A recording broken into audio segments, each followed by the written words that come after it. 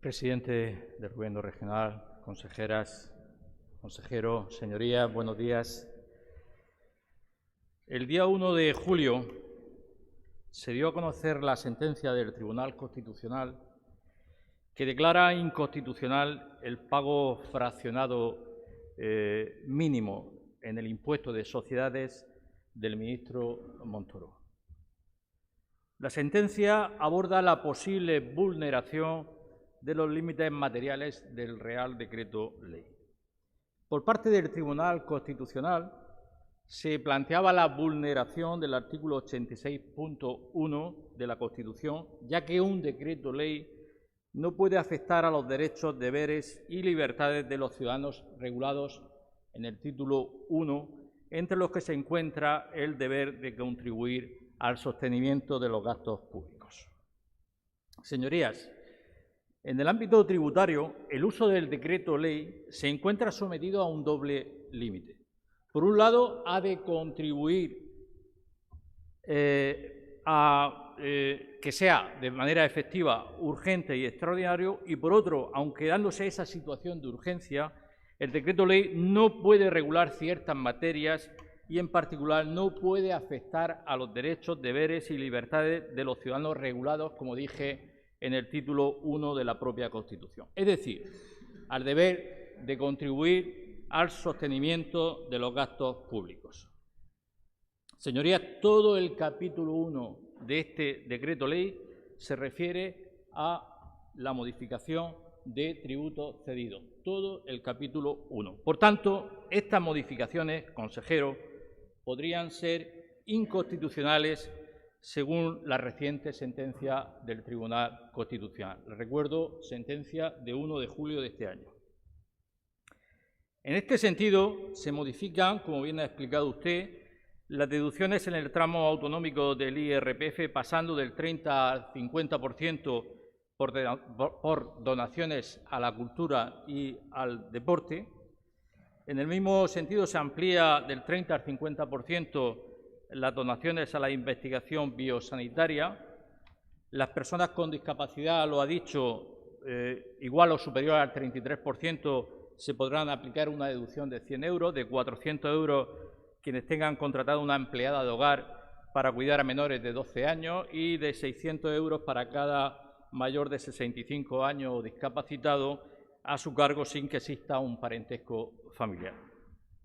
Consejero, en estas medidas tributarias el Grupo Parlamentario Socialista estaría totalmente de acuerdo. Mucho más discutibles son las reducciones en la base imponible del impuesto de sucesiones y donaciones por donaciones dinerarias para la adquisición de una empresa individual o de un negocio profesional o para la adquisición de acciones, participaciones y aportaciones al capital social de empresas de economía social. Señorías, detrás de estas donaciones puede encubrirse una clara intención de elusión fiscal.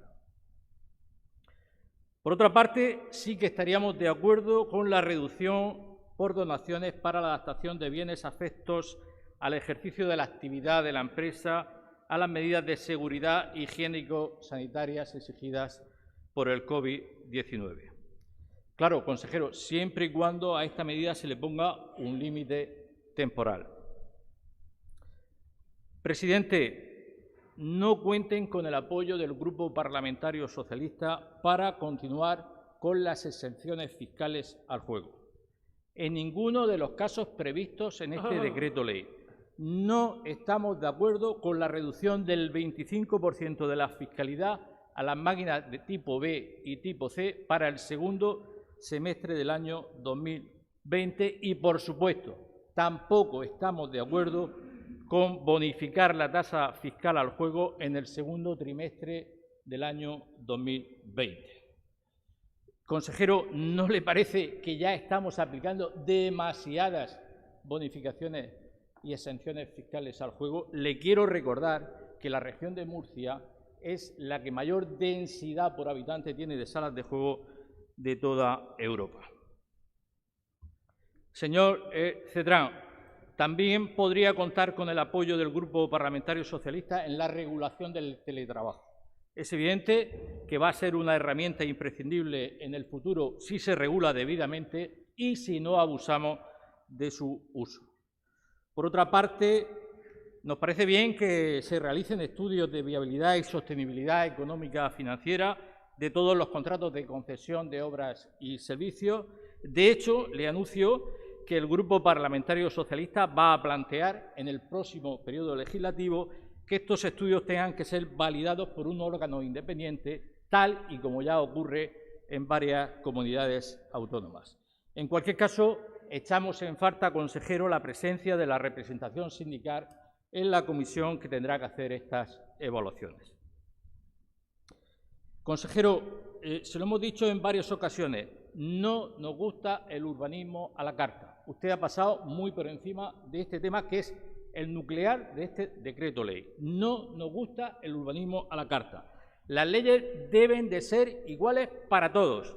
Es indecente, consejero, es indecente hacer una legislación exclusiva para beneficiar a alguien determinado, sea persona jurídica o persona física, sea más o menos poderoso. Le digo que los diputados y las diputadas del Grupo Parlamentario Socialista no nos vamos a prestar a hacer cambios legislativos para beneficiar a una empresa, por muy importante que sea esta empresa.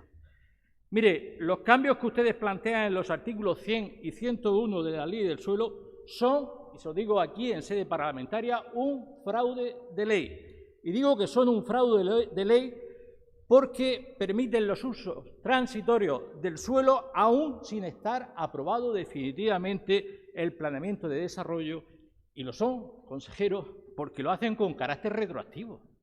Es que la inseguridad jurídica que están generando con carácter retroactivo en una materia tan delicada como es el uso del suelo. Consejero, se han habituado a transitar por la senda de la inseguridad jurídica y eso va a tener malas consecuencias en el futuro. Pregúntele usted al señor Valcárcel, que posiblemente le pueda dar algún consejo al respecto. Por supuesto, van a poder contar con nosotros para todo lo que suponga la regulación de la administración digital y la agilización administrativa. Se lo dijimos cuando aprobamos la Ley de Simplificación Administrativa, lo repetimos cuando se aprobó la Ley de Aceleración Empresarial y hoy se lo reiteramos. Señorías, han de saber ustedes que en este decreto ley lo que se está haciendo realmente, aunque no he hablado de todas, es modificar 14 disposiciones normativas, 14 en un decreto ley, y que la mayoría ni siquiera tienen que ver con la crisis sanitaria, económica y social. Señor Serrano, se lo digo sinceramente, están abusando de la fórmula del decreto ley en la forma y, lo que es peor, en el fondo. Y lo hacen con la ausencia total de diálogo y consenso. Señora vicepresidenta, se lo comenté el otro día en esta tribuna, el diálogo no se pregona, el diálogo se practica. Señor presidente, su gobierno se caracteriza por la falta de diálogo y acuerdo, al menos con el grupo parlamentario al que represento, que es, recuerdo, el que representa a la mayor parte de electores que votaron en las últimas elecciones autonómicas. Presidente, han aprobado en este año 7 decretos ley y la estrategia de reactivación. ¿No le parece que lo razonable en una situación tan excepcional habría sido que se sentasen con el PSOE a hablar de todas estas medidas e intentar llegar a algún tipo de acuerdo? Señor López Miras, la sociedad, los electores, los expertos, lo que nos piden es diálogo y consenso para superar esta crisis económica y social.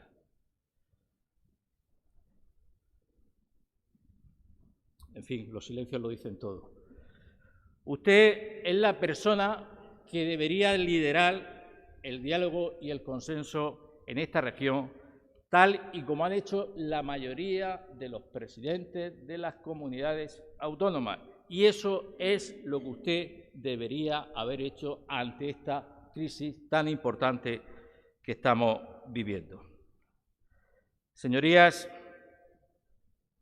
vamos a votar en contra de este decreto ley por las razones que ya he explicado y en el caso de que la mayoría decida convalidarlo, pedimos, presidente, que se tramite como un proyecto de ley. Muchas gracias. Gracias, señoría.